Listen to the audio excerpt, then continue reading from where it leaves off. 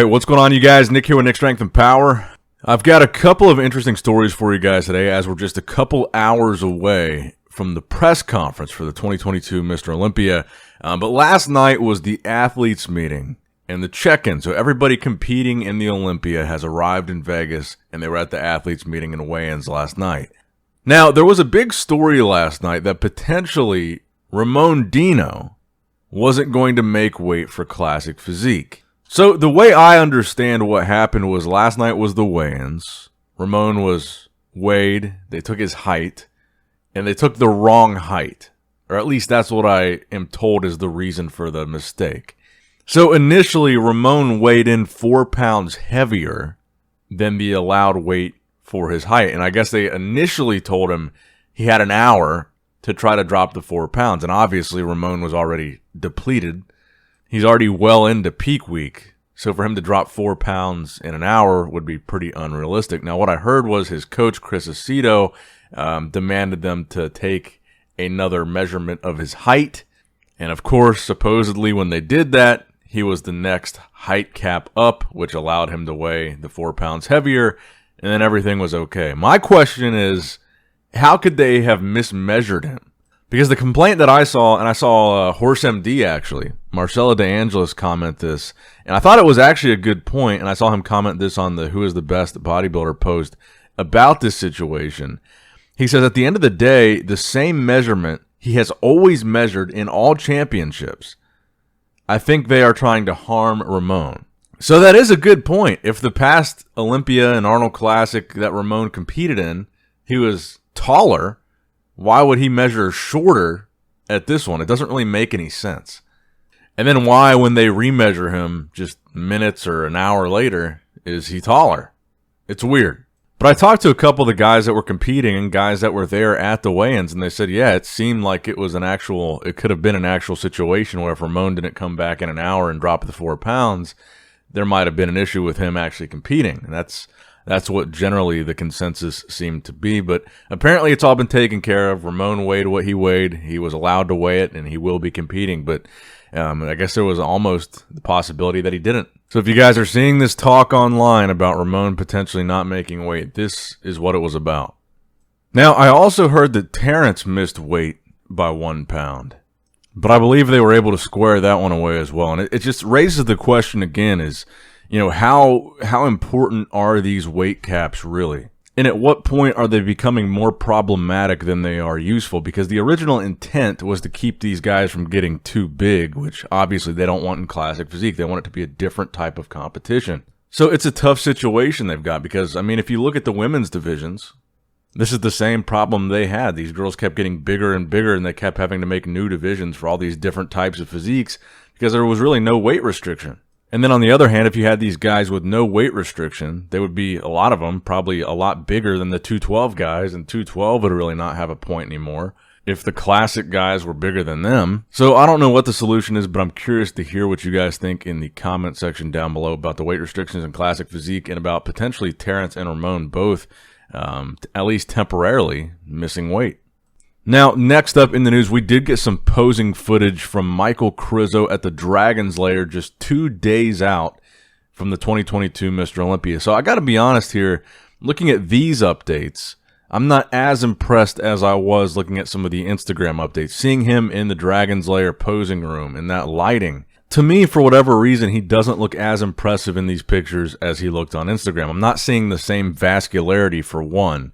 He looks a little bit flatter in these updates, and maybe he still needs to carb up and fill out. But really, one of the main draws to me that made me think he was looking a lot better with some of the stuff he posted on Instagram was just the detail and the vascularity and the striations throughout the chest and the shoulders. He had like these rippling veins going across his chest.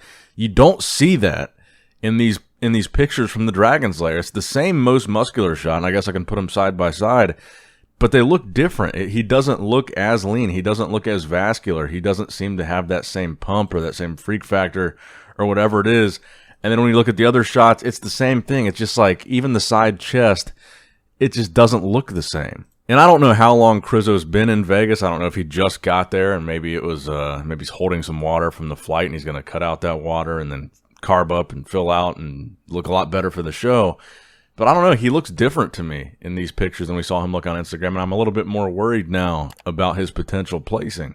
But let me know what you guys think in the comments down below. Where do you think Michal Krizo will wind up placing? Now, next up in the news, we did get another physique update from Rafael Brandao, posing in his hotel room at just 3 days out from the show. And I feel like now we're going to start to see less and less updates from these guys as we get closer and closer to the show. And again, here in just a couple of hours, we've got the press conference, so I'm sure there's going to be some kind of someone I'm sure is going to take their shirt off and start posing. I'm sure there's going to be some kind of physique update that comes out of that, like it did last year. You had the situation with Nick Walker. You got kind of a preview of his physique at the press conference.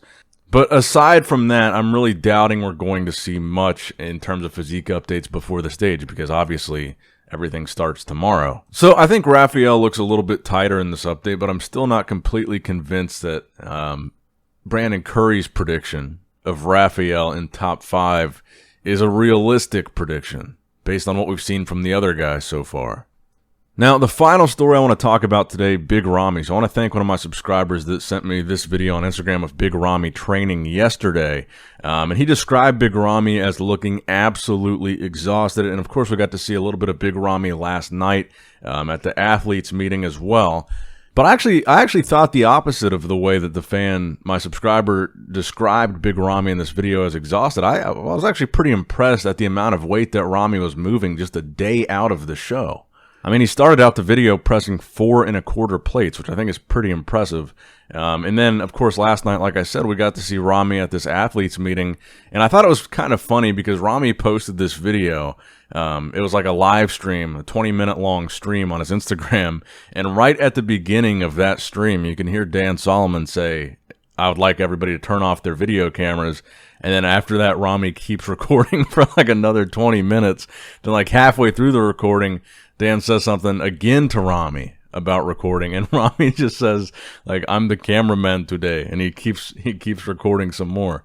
So, of course, we want to thank Ramy for his efforts of getting us some corporate espionage there, of a little behind-the-scenes video. It was pretty cool, to see all these guys in the room after all this time, just seeing them all on Instagram, to see all these different big names sitting in the same room together. I thought was pretty cool. You see Nick Walker, Hunter Labrada, sitting right by Ramy. Justin Rodriguez was sitting right in front of Michal Krizo and Antonio Burton, and you can see Blessing in there, and it was just a good...